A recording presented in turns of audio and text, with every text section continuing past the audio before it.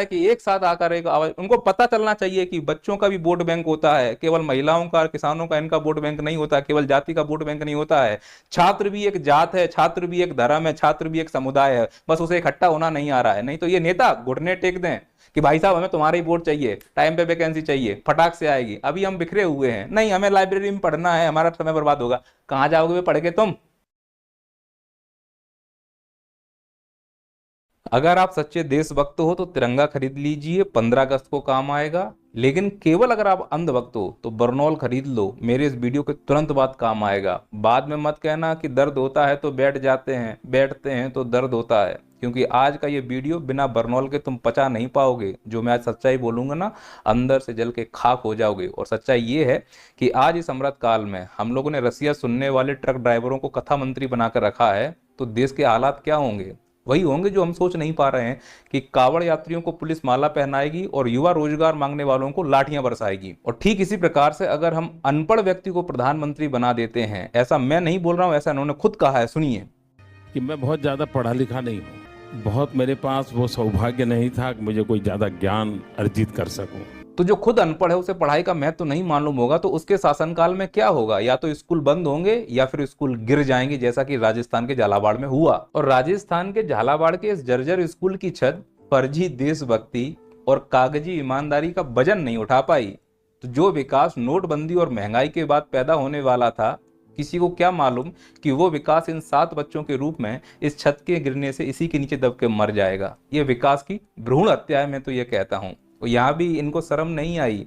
उस विकास की अस्थियों को सपनों की चिताओं पर झूठ की आग से और मुआवजे की रस्म निभाकर इन चंडालों ने अंतिम संस्कार कर डाला। अंतिम संस्कार करने के बाद विकास की राख को ये विकसित भारत 2047 रुपये मटकी में भर दिया है और उसके ऊपर अंधविश्वास का कपड़ा डाल दिया, जिससे उसकी राख बाहर ना जाए। पर कुछ अंधभक्तों ने आंखों में पट्टी बांध के रखी हुई है कि अगर राख आएगी तो आंखों में नहीं जाएगी, इसलिए पट्टी नहीं उतार रहे हैं। और जिनके ऊपर धप्पा हो गया है उन्होंने अपनी पट्टी उतार दी है। फिर वो चाहे झालावाड़ का स्कूल हो, चाहे पहलगाम हो, या मोरबी ब्रिज हो, बड़ोदरा ब्रिज हो, जहां भी जिनकी मौतें हुई हैं उन्होंने पट्टी उतारी कि भाई ये विकास के रूप में ठगा जा रहा है, किसी दिन तुम भी ठगे जाओगे। वो भी ठगे गए हैं। और ये है वो ठग, देखो कैसे खीसे आ रहे हैं। और ये है ठगों के सरदार। ये लोग केवल ठग नहीं है, नंबर 1 के कायर भी हैं। सिंगल प्रेस कॉन्फ्रेंस करने की ताकत नहीं है कि जनता को हम जवाब दे दें। नंबर 1 के डरपोक हैं, कभी भी जवाबदारी लेने के लिए आगे नहीं आएंगे। अहमदाबाद में प्लेन क्रैश हुआ, आते ही पहले यह बयान दे दिया कि यह प्राकृतिक घटना है। तो हमने तुम्हें काहे के लिए चुनकर भेजा है? काहे के लिए तुमको पाल रहे हैं? तुम्हारे क्या पटा चिरे जाएंगे? अगर ये प्राकृतिक घटना है तो तुम्हें क्यों चुनकर रखा है हमने वहां पर? और नंबर 1 के ये लोग मतलबी हैं, मतलबी इतने स्तर के कि अपने लड़के बच्चों की, अपने पार्टियों की फुल व्यवस्था होगी। और तुम्हारे लड़के जो वोट देते हैं इन लोगों को, उनके लिए कोई व्यवस्था नहीं। तुम्हारे स्कूल टूटने से मरते हैं तो मर जाएं, क्योंकि उसमें कौन से इनके लड़के बच्चे पढ़ रहे हैं? मुझे बताओ, आज तक जितने स्कूल गिरे हैं उसमें किसी मंत्री का लड़का मरा हो? कोई पुल गिरा हो, कोई मंत्री का लड़का मरा हो? क्योंकि इनके लड़के यहाँ पढ़ते ही नहीं। उन्हें मालूम है भारत की पढ़ाई बकवास है, कोई मतलब की नहीं है। साला इस पढ़ाई को पढ़ के केवल बेरोजगार बन सकते हैं और भीड़ का हिस्सा बन सकते हैं। भारत में केवल और केवल भीड़ का इस्तेमाल जनसंख्या गणना करने के लिए या फिर रैलियों में लगने के लिए या वोट देने के लिए होता है। ज्यादा से ज्यादा होगा तो कोई मूर्ख आके तुम्हारी पर्ची खोलकर वो अपनी दुकान खोल सकता है, इससे ज्यादा तुम्हारा कोई यूज नहीं है। संतानें तो इनकी हैं जो ये बोलते हैं कि अंग्रेजी बोलने में शर्म आनी चाहिए, और सभी के नेता साले विदेश में पढ़ रहे हैं। वहां क्या फारसी संस्कृति बोलते हैं वो लोग? किसका नेता नहीं पढ़ रहा है मुझे बताओ विदेश में? तुम्हारे लड़के पढ़ रहे हैं इस प्रकार के जर्जर स्कूलों में। कार्तिक चौहान, शिवराज सिंह का लड़का अमेरिका में पढ़ रहा है। ध्रुव जयशंकर का लड़का अमेरिका में पढ़ रहा है। आदित्य शंकर, रविशंकर लड़का अमेरिका में पढ़ रहा है। सिंधिया जी का लड़का अमेरिका में पढ़ा। ध्रुव गोयल का लड़का अमेरिका में पढ़ा। राजनाथ सिंह का लड़का ब्रिटेन गया है। शिकायत करनी चाहिए, अमेरिका क्यों नहीं गए पढ़ने? ब्रिटेन क्यों गए? केवल लड़की नहीं, स्मृति ईरानी की लड़की अमेरिका में पढ़ी है, और हमारी निर्मला सीतारमण की लड़की अमेरिका में पढ़ी है। और तुम्हारे बच्चे वहां पढ़ेंगे जो स्कूल गिरने वाला है, और विरोध करेंगे इंग्लिश नहीं पढ़नी चाहिए, इंग्लिश नहीं बोलनी चाहिए। अब समझ में आ रहा है कि अमेरिका में डोनाल्ड ट्रंप आकर बोलता है ना कि हमने इतनी बार वॉर रुकवा दी है, क्यों हम अमेरिका में पुत्र पुत्र पुत्र पुत्र करते घूमते हैं? क्योंकि अंदर सब दाल में काला है। देश को सालों ने खोखला करके रख दिया हुआ है, और हम पट्टी बांध के बैठे हैं, हमारी पार्टी, हमारा नेता देशभक्त है, धर्म भक्त है। अरे वो अपनी लाइफ जी रहे हैं, अपने बच्चों को सेटल कर दिया है। तुम्हारे बच्चे साले स्कूल में गिर के मर रहे हैं और आंखों की पट्टी नहीं खोलना चाहते हो। ये भी स्कूल किसी दिन गिरेगा, तुम्हारे बच्चे खुलेंगे, मरेंगे, तब आंखों की पट्टी खोलना तुम लोग। चलो मैं मान लेता हूं कि ये अनपढ़ हैं, इन्हें शिक्षा से मतलब नहीं, अपने बच्चों को पढ़ा रहे हैं, हमारे बच्चे मर रहे हैं, मरने दो। चलो जिसके लिए ये लोग देश में आए थे कि देशभक्ति का नारा बुलंद करके, वो भी तो नहीं कर पा रहे हैं ये लोग। अभी पहलगांव में 1 साल भी नहीं हुआ अटैक हुए, सबको मालूम है कि गृह मंत्री अमित शाह जी का जो लौंडा है वो बीसीसीआई को कंट्रोल कर रहा है। तो ऐसी क्या जल्दबाजी है कि भारत और पाकिस्तान का मैच इसी साल सितंबर महीने में होने वाला है? भूल गए क्या? खत्म हो गई देशभक्ति कि केवल देशभक्ति हम ही लोग करें? तुम लोग केवल अय्यासी करो, मन से खड़े होकर हम देशभक्त चिल्लाएं और पीछे बैकडोर से पाकिस्तान को एंट्री दे दो। मरे हमारे लोग और एंजॉय तुम लोग करो। ऐसी देशभक्ति मेरे से ना हो पाएगी। और जो इस देशभक्ति का समर्थन कर रहा है, मेरी नजर में उससे बड़ा कोई देशद्रोही नहीं। मैं तो कहता हूं मेरी नजर में हर वो व्यक्ति देशद्रोही है जो अपनी छवि चिपकाने के लिए दिखावे का विकास कर रहा हो। माननीय प्रधानमंत्री जी जिस क्लास में बैठे हैं ये रियल नहीं है। ये जो खिड़की दिख रही ना, यहाँ पर भी एक स्क्रीन लगाई गई है जिससे कि यहाँ खिड़की दिखे। मतलब क्या हम इस कंडीशन में हैं कि हमारा भारत का प्रधानमंत्री किसी सरकारी स्कूल में जाए, वहां एक्चुअली कंडीशन ना हो, उसमें भी दिखावा करना पड़े? क्योंकि सपने बेच रहे हैं तो सब चीजें दिखावटी हैं, खुद भी दिखावटी हैं और चीजें भी दिखावटी हैं। कितना इसका मजाक बना है कि भारत में कोई ऐसा स्कूल नहीं जिसमें वास्तव में ऐसी ओरिजिनल क्लासरूम हो जैसे कि चाइना में है। ये चाइना की वास्तविक तस्वीर है, सरकारी स्कूल का क्लासरूम है, ये कोई मजाक नहीं है। और हमारे प्रधानमंत्री एक छोटे से क्लासरूम में कहीं टेंट लगवा के फोटो खिंचवा लिया है, मतलब इसमें भी दिखावा। तो हालात तो होंगे ना शिक्षा व्यवस्था के। भारत के सरकारी स्कूलों की बिल्डिंग ये देख लो, कांग्रेस ने बनाई थी, गलती उनकी है। इतनी कमजोर बिल्डिंग क्यों बनाई? क्योंकि वर्तमान में भाजपा ने सिर्फ और सिर्फ भाजपा के हेडक्वार्टर बना पाए हैं। सरकारी स्कूल तो बनाना बहुत दूर की बात है, या तो बंद कर रहे हैं या टूट रहे हैं खुद से ही। एक सरकारी स्कूल का उद्घाटन बता दो प्रधानमंत्री जी ने किया हो जिसका उन्होंने रिबन काट दिया हो। वही पुराने स्कूल उनको बंद करने की तैयारी की जा रही है, क्योंकि अब उसका प्राइवेटाइजेशन होगा। स्कूल बंद होंगे, टूटेंगे, तभी तो प्राइवेट स्कूल्स आगे आ पाएंगे, अपने मित्रगणों को वो ठेका दे पाएंगे। ये भारत के सरकारी स्कूलों की और ये चाइना का सरकारी स्कूल। यहाँ के गांव के बच्चों के लिए 5 मंजिला एडवांस स्कूल है। उस स्कूल का भाई एक एक करके व्यू आपको देखने को मिलेगा इस वीडियो में। हम अंदर पधार चुके हैं और ये भाई पहला फर्स्ट इंप्रेशन है स्कूल का, बहुत ही लाजवाब। मैंने भाई ऐसा पहले कभी नहीं देखा प्राइमरी स्कूल। दोस्तों आप पूछा करते हो स्कूल दिखाओ भाई चाइना के, तो ये देखो भाई स्कूल है चाइना के। जिस स्कूल में खड़ा हूँ ये प्राइमरी स्कूल है। अब यहाँ की साफ सफाई देखो, व्यवस्था देखो, यहाँ पे खेलने की ये सारी चीजें हैं, चलने को ये, दौड़ने को ये सारा है। और ये देखो इसके स्कूल के बिल्डिंग्स देखो भाई, ये है प्राइमरी स्कूल। तो मैं मानता हूं ना कि जिन लोगों ने हमें सपने दिखाए हैं और वो सपने अगर पूरे नहीं कर पा पाए हैं, झूठे सपने दिखाए हैं, वो देशद्रोही हैं। वो अधिकारी देशद्रोही है जिसके चलते यहां पर ये बिल्डिंग टूटी है और इन मासूमों की हत्या हुई है। वो नेता देशद्रोही है जिसके क्षेत्र में ये स्कूल था, और वो नेता है वसुंधरा राजे का लड़का, सांसद है वहां पर, और ये खुद मुख्यमंत्री रही हैं। इतने साल तुमने क्या किया? स्कूल जर्जर का जर्जर ही बना रहा और बाद में आके बोल रही हो कि इस पर राजनीति नहीं होनी चाहिए। राजनीति, यहाँ के सांसद को जूतों से लेकर मारना चाहिए। 7 लोगों की मौत गई, इसमें राजनीति की बात कर रहे हो? सांसद किस लिए चुना तुम्हें हमने? ये 7 में से पता नहीं कौन क्या बनता, और राजनीति नहीं होनी चाहिए। क्या बेशर्मी इस देश में चल रही है। और उससे बड़ा गद्दार और देशद्रोह तो ये यहाँ की मीडिया है। ये दलालों और दलालिनियों को देखो, साले मेकअप लगा के एसी रूम में बैठ जाते हैं, जमीन पर क्या हो रहा है पता ही नहीं है। तो इन्हें तो वही दिखाने को लिए कहा जाएगा जो देश में चल रहा है। इस देश में क्या चल रहा है मुझे बताओ। कहीं प्रधानमंत्री किसी स्कूल का उद्घाटन करने गए हो? बताओ। प्रधानमंत्री जो करते हैं बस वही दिखा पाएंगे। क्या करते हैं हमारे प्रधानमंत्री जी? सिर्फ रोड शो करते हैं। मैं दर्जनों फोटो दिखा दूं इनकी रोड शो को लेकर, दर्जनों फोटो दिखा दूं मैं रोड शो को लेकर। क्या हमने रोड शो करने के लिए इनको चुना है? मुझे कोई भी 10 फोटो भेज दो कि इन्होंने स्कूल का उद्घाटन किया, रिबन काट रहे हैं, सिर्फ 10 फोटो भेज दो मुझे कोई, मैं दर्जनों फोटो ऐसे दिखा सकता हूं। मैं दर्जनों फोटो दिखा सकता हूं कि धर्म के नाम पर मंदिर मंदिर घूम रहे हैं, अपने आप को भगवान और भक्त घोषित करने में लगे हुए हैं। कोई 10 फोटो दिखा दो कि इन्होंने हॉस्पिटल का उद्घाटन किया हो, सिर्फ रिबन काट रहे हो। 10 फोटो दिखा दो मुझे। और कोई बोलता है फिर सरकार से सवाल क्यों पूछ रहे हो? क्योंकि सरकार नहीं है, ये मोदी सरकार है। अगर नाम मोदी है तो सवाल भी मोदी से होगा। यहां कोई मंत्री नहीं है, यहां वन मैन शो नहीं है, वन मैन रूल है, और उस देश में चल रहा है। तो जब देश की यह हालत होगी तो शिक्षा व्यवस्था कहां जाएगी? अरे मैं कह रहा हूं चलो तुम सरकारी स्कूल नहीं कर पा रहे, तुम्हारी हैसियत भी नहीं है, औकात भी नहीं है, क्योंकि तुम उतने पढ़े लिखे नहीं हो, तुम्हें पढ़ाई का महत्व नहीं मालूम, तो नए स्कूल बनाने की तुम्हारी औकात नहीं है। तुम बीजेपी हेडक्वार्टर बना सकते हो, ये कंफर्म है, और बना रहे हो दम से। दम से भ्रष्टाचार हो रहा है सिर्फ इस बात के लिए कि बीजेपी हेडक्वार्टर बन जाए, बीजेपी के जो नेता हैं वो मजबूत हो जाए, उनके लड़के विदेश पढ़ के आ जाए, बस यही तुम्हारा लक्ष्य है। देश को विकसित करना तुम्हारा लक्ष्य नहीं है। अगर होता, देश के हालात नहीं होते। भारत के अधिकांश सरकारी स्कूल जर्जर कंडीशन में, अभी तक उन पर ध्यान ही नहीं दिया गया। इतना भ्रष्टाचार, ना खाऊंगा ना खाने दूंगा, लोग पैक करके ले जा रहे हैं। अब क्या आंखें नहीं खोलोगे और फिर कह दो कि सवाल नहीं पूछा जाए? क्यों नहीं पूछूं? किसी के बाप का देश है क्या ये? मैंने भी टैक्स दिया, मेरा भी देश है ये। इसीलिए मैं सभी युवाओं से कहता हूं, किसी को अपना माई बाप मत बनाओ। निश्चित कर लो, ये तय कर लो कि अगर कोई देश से झूठे सपने दिखाएगा, देश के साथ झूठ बोलेगा, उसको देशद्रोही का तमगा दे दिया जाएगा। ना खाएंगे ना खाने देंगे। इनकी नाक के नीचे लोग पैक करके ले जा रहे हैं। कांग्रेस की सरकार में कितने घोटाले हुए, कितने की फाइल क्लियर हो गई, कितने को जेल हो गई, कितने को फांसी हो गई, कुछ कर पाए? नहीं। ना खाएंगे ना खाने देंगे। वर्तमान सरकार में कितने घोटाले हो रहे हैं, कुछ हो पाया? बताओ, व्यापम घोटाले का क्या हुआ? कुछ नहीं हो पाया। जो नीट के पेपर लीक हुए, कौन सी प्रोसेस तुमने कर ली? अरे तुम्हें बैठाया इसीलिए है कि व्यवस्थाएं हो पाए, नहीं हो पा रही हैं। चुनाव में तो हो जाती है ना, क्यों हो जाती है चुनाव में व्यवस्था? क्यों नहीं लीक होता है, क्यों नहीं दिक्कत होती है?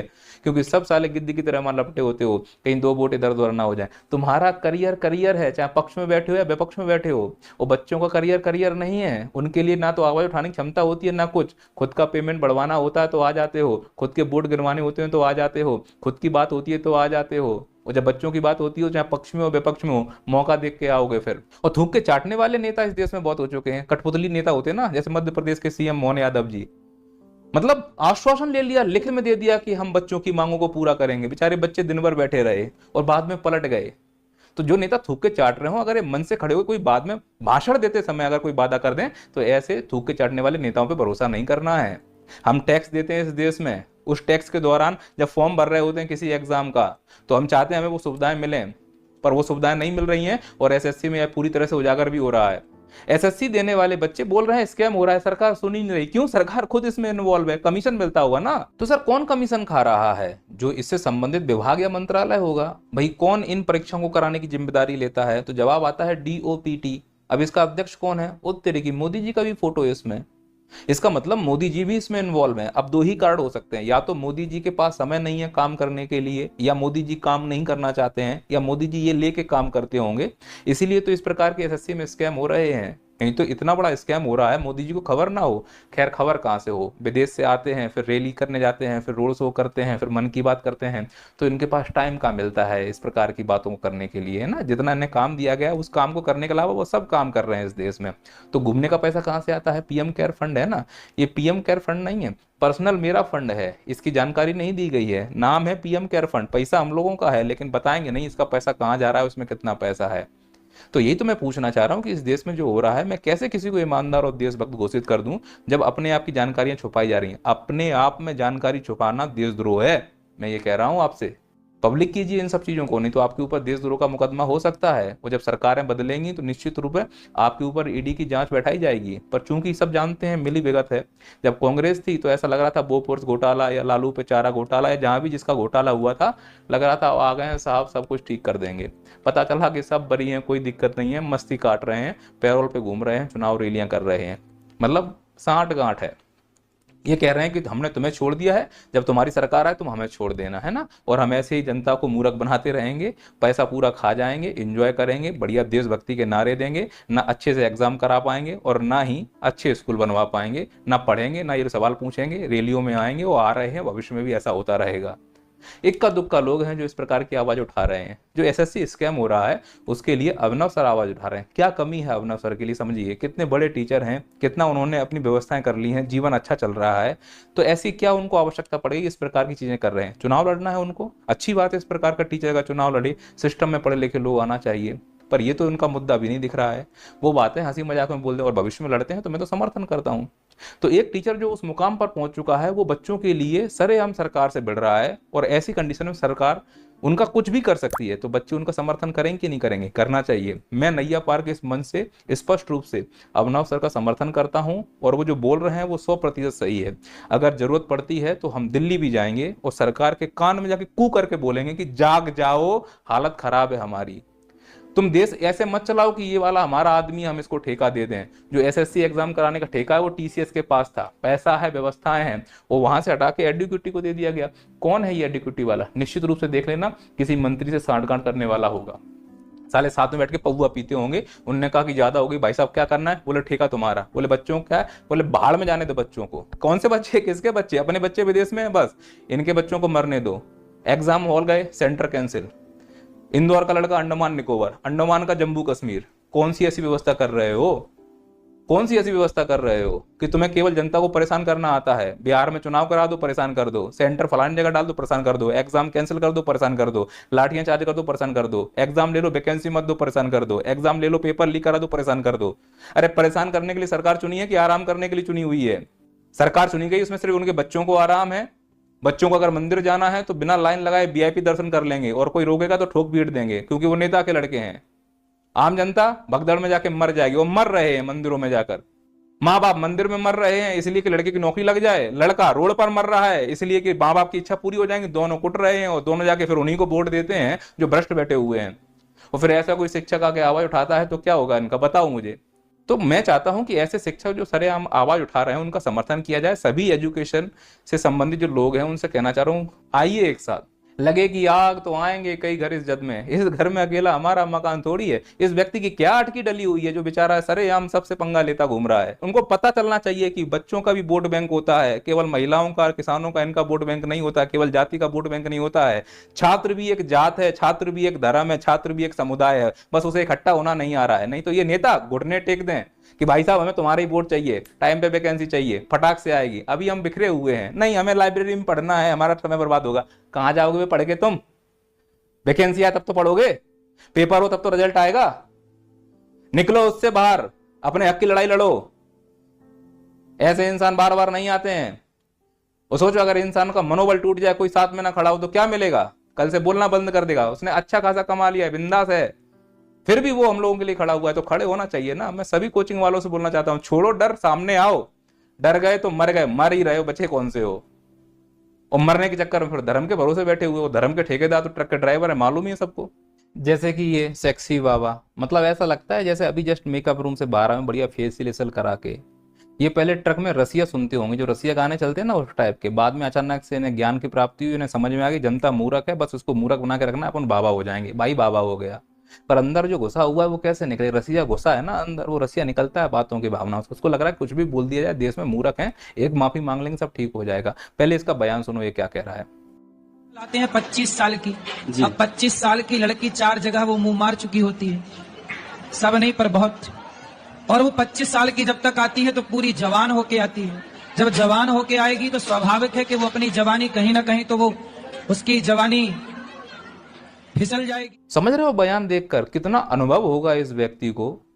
और अपने आप को बाबा बोल रहे हैं। गृहस्थ जीवन तुम जी रहे हो, चमक के बैठे हुए हो, बस यहाँ पे एक तिलक लगा लेना, भगवा पहन लेना और बन गए बाबा। इस देश में बाबा बनना कितना आसान है। ना मंत्र मालूम, ना वेद मालूम, ना पुराण मालूम, ना ज्ञान मालूम, बस आके बकलोली करवा लो। बकलोली कर रहे हैं, ये धर्म का मजाक बनाए लोगों को। हमने भगवान बनाकर बैठा हुआ है तो क्या होगा इस देश का? वही हो रहा है जो हो रहा है। फिर स्कूल को गिरने दो, पुलों को गिरने दो, सड़कों को धंसने दो, एयरपोर्ट को टूटने दो, तुम बेरोजगार रहो। विदेशों में नेताओं के लड़के पढ़ रहे हैं, जैसे बाबा मक्कारी काट रहे हैं, देश आगे जा रहा है। इसे धर्म की रक्षा कहते हो तो कह लो, इसे देश का विकास कहते हो तो कह लो। अच्छी बात यह है कि देश में महंगाई कम हो गई है, 2.1% हो गई है। अब 2.1% सिर्फ कागजों पे हुई है। पेट्रोल डीजल अभी भी वहीं का वहीं है, तेल अभी वहीं का वहीं है। बोलते हैं जूता सस्ते हो गए, कपड़े सस्ते हो गए। ये खरीदेगा कौन? कौन खरीदेगा ये? तो अच्छी बात है, महंगाई कम हो गई है, मैं समर्थन करता हूँ इस चीज के लिए। खैर, मिलते हैं अगले वीडियो में, तब तक के लिए जय हिंद, जय भारत।